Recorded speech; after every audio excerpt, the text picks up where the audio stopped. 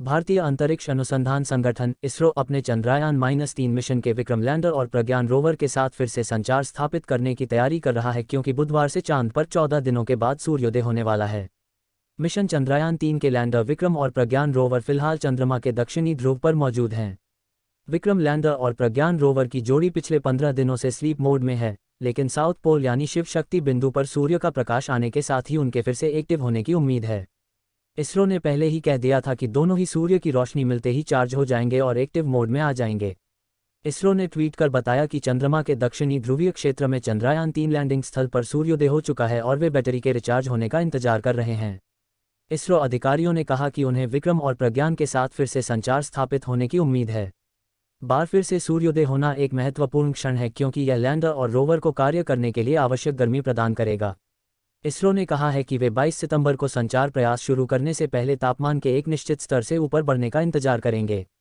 14 जुलाई 2023 को लॉन्च किया गया चंद्रयान-3 मिशन पहले ही महत्वपूर्ण उपलब्धियां हासिल कर चुका है।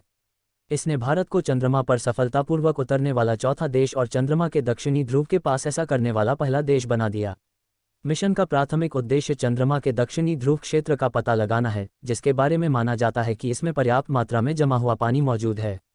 चंद्रयान-3 चांद पर लंबी रात के बाद अब होने वाला है सूर्योदय, जागने वाले हैं विक्रम और प्रज्ञान। चंद्रमा पर 14 दिनों तक धूप और 14 दिनों तक अंधेरा रहता है। चंद्रयान मिशन 3 का प्रज्ञान रोवर और विक्रम लैंडर अभी चांद के दक्षिणी ध्रुव पर मौजूद हैं और सूर्योदय होते ही इनके फिर से चार्ज होने की उम्मीद है। चंद्रयान-3 मिशन के विक्रम लैंडर और प्रज्ञान रोवर के साथ फिर से संचार स्थापित करने की तैयारी कर रहा है, क्योंकि बुधवार से चांद पर 14 दिनों के बाद सूर्योदय होने वाला है। मिशन चंद्रयान-3 के लैंडर विक्रम और प्रज्ञान रोवर फिलहाल चंद्रमा के दक्षिणी ध्रुव पर मौजूद हैं।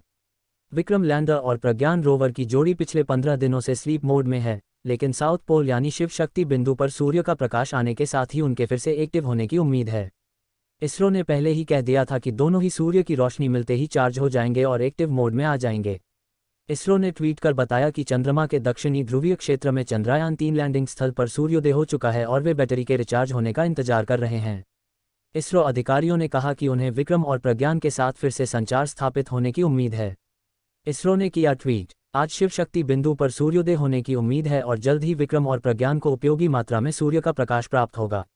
#इसरो अब 22 सितंबर को उनके साथ संचार फिर से स्थापित करने के प्रयास शुरू करने से पहले उनके एक निश्चित तापमान से ऊपर गर्म होने का इंतजार करेगा। 22 सितंबर का है इंतजार। चंद्रयान-3 मिशन के लिए एक बार फिर से सूर्योदय होना एक महत्वपूर्ण क्षण है, क्योंकि यह लैंडर और रोवर को कार्य करने के लिए आवश्यक गर्मी प्रदान करेगा। इसरो ने कहा है कि वे 22 सितंबर को संचार प्रयास शुरू करने से पहले तापमान के एक निश्चित स्तर से ऊपर बढ़ने का इंतजार करेंगे। 14 जुलाई 2023 को लॉन्च किया गया चंद्रयान-3 मिशन पहले ही महत्वपूर्ण उपलब्धियां हासिल कर चुका है।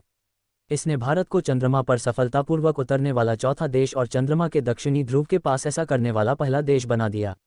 मिशन का प्राथमिक उद्देश्य चंद्रमा के दक्षिणी ध्रुव क्षेत्र का पता लगाना है, जिसके बारे में माना जाता है कि इसमें पर्याप्त मात्रा में जमा हुआ पानी मौजूद है। अब तक विक्रम और प्रज्ञान ने कई उपलब्धियां हासिल की हैं। विक्रम लैंडर और प्रज्ञान रोवर 23 अगस्त को उतरने के बाद से विभिन्न प्रयोग कर रहे हैं। उन्होंने चंद्रमा के आयनमंडल में इलेक्ट्रॉन घनत्व को मापा है और चंद्रमा की सतह के तापमान की रीडिंग ली है। प्रज्ञान रोवर ने चंद्रमा की सतह पर विक्रम लैंडर की पहली छवि भी खींची। हालांकि चांद पर रात होने के बाद उनका परिचालन रुक गया, क्योंकि सौर ऊर्जा से चलने वाले दोनों वाहनों की बैटरियां इतनी शक्तिशाली नहीं थीं कि वे सूर्य के प्रकाश की अनुपस्थिति में अपने सिस्टम को चालू रख सकें। चंद्रमा पर सुबह होने के साथ इसरो को उम्मीद है कि यदि दोनों के कलपुर्जे चांद की 14 दिनों की ठंडी रात में जीवित रहने में सक्षम रखते हैं तो मिशन अपने अभूतपूर्व अन्वेषण को फिर से शुरू कर सकता है।